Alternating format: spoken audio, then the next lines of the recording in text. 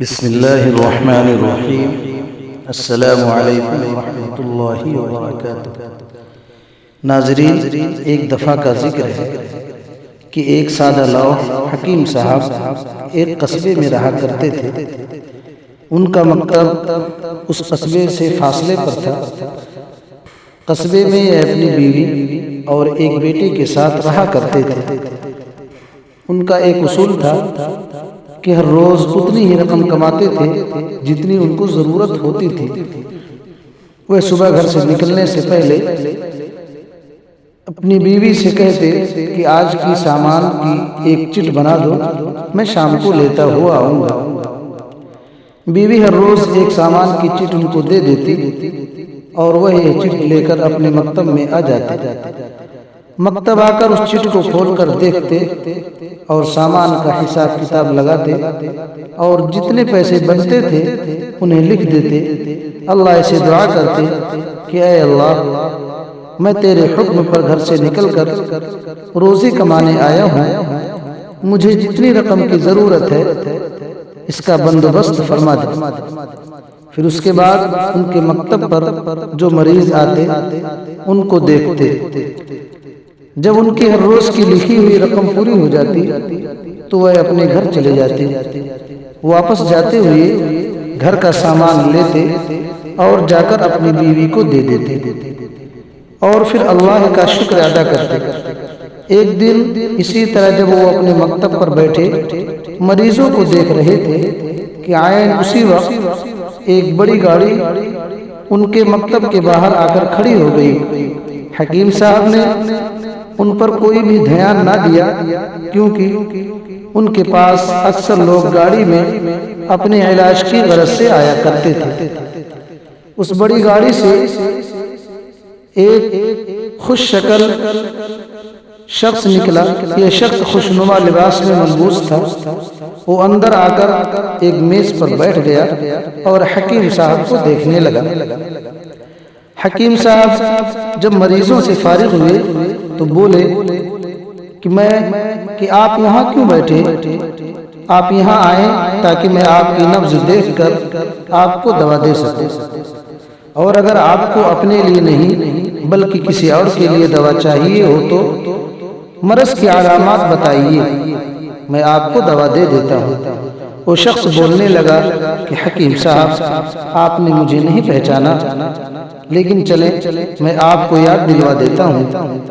آج سے تقریباً 15 سال پہلے میں یہاں آیا تھا، بلکہ یہ کہنا زیادہ مناسب ہوگا کہ اللہ تعالی نے مجھے آپ کے مکتب تک بھیج دیا۔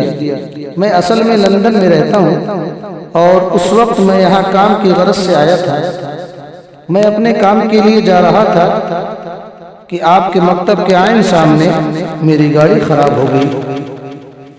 میں نے اپنے ڈرائیور کو کسی مکینک کو لینے کے لیے بھیجا تاکہ وہ گاڑی کو ٹھیک کروا سکے۔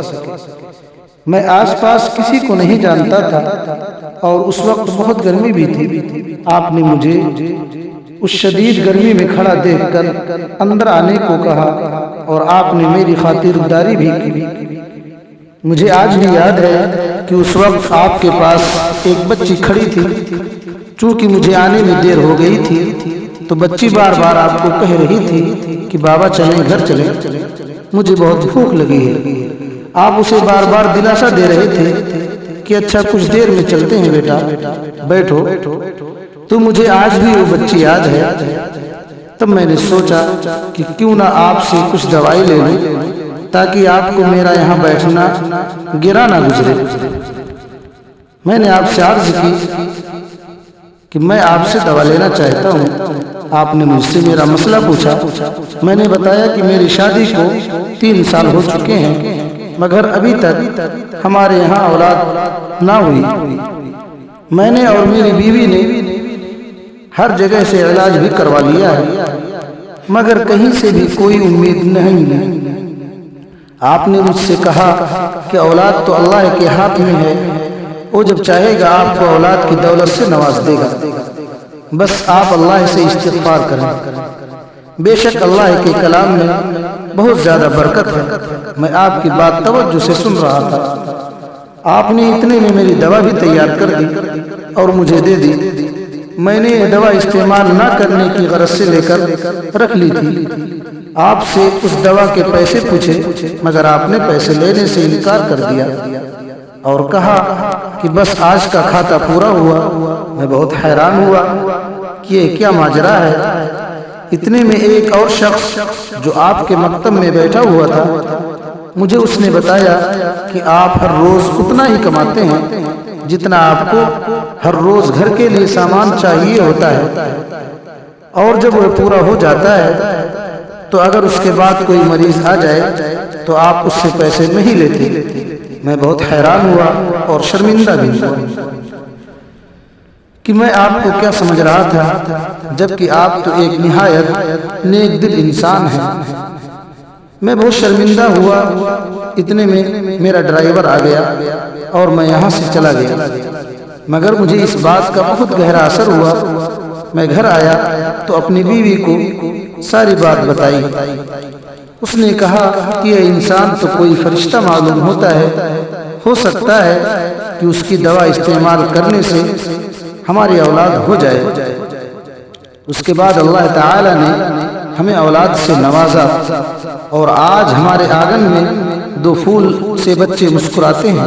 خیر، میں آپ کا شکریہ بھی ادا کرنے آیا ہوں، اور اصل میں میری بھانجی جو کہ یہاں رہتی تھی، اس کی ماں بیوہ ہے، اس کی کچھ عرصے میں شادی ہونے والی تھی اور ہم نے اس کے جہیز کا سارا بندوبست کیا تھا، مگر بدقسمتی یہ کہ وہ اچانک ایک حادثے میں چل بسی۔ اس گھر میں خوشی تو نہ آ سکی، مگر اس کے جہیز کا سامان جو کہ میں نے اور میری بیوی نے تیار کیا ہوا تھا، وہ ہم واپس کرنے کے بجائے اسے کسی اور بچی کی شادی کے لیے دینا چاہتے ہیں۔ اسی لیے مجھے آپ کی بیٹی کا خیال آیا کہ میں 2-3 دن سے ادھر آ رہا ہوں، مگر ہر بار آپ کی دکان کو بند پایا۔ مجھے کل کسی آدمی نے کہا کہ اگر آپ حکیم صاحب سے ملنا چاہتے ہیں تو آپ صبح 8 بجے آ جائیے گا، ورنہ حکیم صاحب آپ کو کبھی نہیں ملیں گے۔ اس لیے آج صبح سویرے آپ سے ملنے آ گیا۔ آپ کی بیٹی کی بھی اب شادی کی عمر ہو گئی ہوگی، آپ کو یقیناً اس کی شادی کے لیے جہیز خریدنا ہوگا، اسی لیے یہ سارا سامان میں آپ کے گھر پہنچانا چاہتا ہوں، کیونکہ آپ کی بیٹی بھی مجھے بالکل اپنی بھانجی کی طرح عزیز ہے۔ یہ بات سن کر حکیم صاحب کی آنکھوں سے آنسو جاری ہو گئے۔ اس پر اس شخص نے پوچھا کہ آپ کیوں رو رہے ہیں، جس پر حکیم صاحب نے کہا کہ آج میری بیوی نے مجھے جو گھر کے سامان کی پرچی دی، میں نے آج جب وہ پرچی پڑھی تو میرے پیروں تلے سے زمین کھسک گئی، اور میں بہت زیادہ پریشان بھی تھا، کیونکہ اس نے گھر کے سامان کے بعد لکھا تھا کہ بیٹی کا جہیز لانا ہے۔ یہ دیکھ کر میں بھی اس کے سامنے لکھ دیا تھا کہ اس کا بندوبست اللہ پاک کر دے گا۔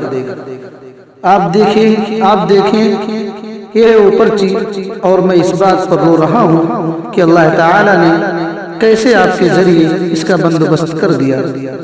آج تک زندگی میں ایسا نہیں ہوا تھا کہ جو سامان میری بیوی نے پرچی پر لکھ دیا ہو اس کے لیے پیسوں کا بندوبست نہ ہو سکا ہو، مگر یہ وہ واحد چیز تھی جس نے مجھے بہت پریشان کیا تھا، مگر اللہ تعالیٰ کی ذات پاک کا جس نے آپ کو وسیلہ بنا کر ہمارے پاس بھیجا ہے۔ پیارے دوستو، ہمیں چاہیے کہ ہم اپنے دن کا آغاز اللہ کے ذکر سے کریں اور اللہ سے اپنے گزر بسر اور رزق کی دعائیں مانگیں، اور اپنے دن کا اختتام اللہ کا شکر ادا کر کے کریں، کیونکہ اللہ کا ذکر اور اللہ کے شکر میں بہت برکت ہے۔ اللہ تعالی ہمیں لالچ سے بچائے اور سیدھے راستے پر چلائے، آمین یا رب العالمین۔ تو دوستو، اگر ویڈیو اچھی لگی ہو تو ہمارے چینل کو لائک اور سبسکرائب ضرور کر لیجئے گا، تاکہ اس طرح کی اور بھی ویڈیوز آپ کو بآسانی ملتی رہے۔ السلام علیکم۔